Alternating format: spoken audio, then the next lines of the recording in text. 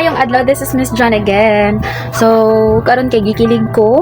I have very important things to share to you and I hope dili naman i-scroll. I scroll. So, sa Isaiah 43 verses 1, nag-ingon siya nga, ayaw kahadlok kay gilukat ko na ikaw. Gipili ko ikaw ug ikaw ako ana. Kailaton ko.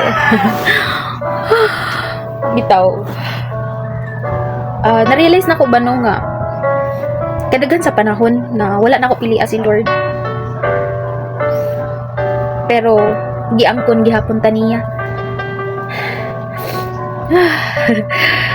Daghan panahon ba? Dili lang dai tagilukat sa Ginoo, dili lang ta gipakamatyan niya but gipili pa ta niya. Giangkon pa jud nga ako.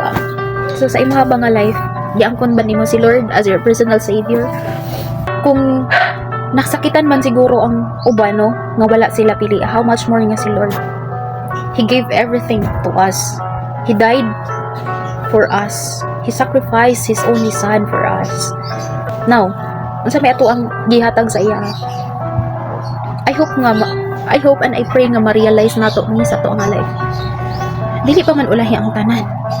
Di pa ulahi ang tanan. Many chances nga gihatag ni Lord sa ato kanus apa man. So siguro naay panahon nga makaingon ta nga nangalagad naman ko sa Ginoo. But do you think that's enough? Mangalagad lang sa Ginoo? No. Choose God. Pili si Lord as your personal savior.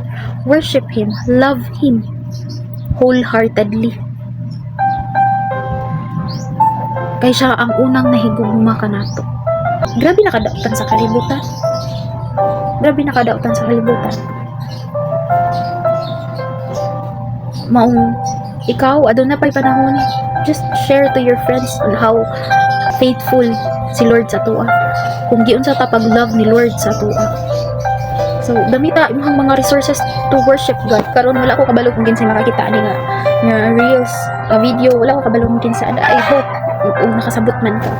I hope na imong pilion Ginoo sa tuwa nga kinabuhi.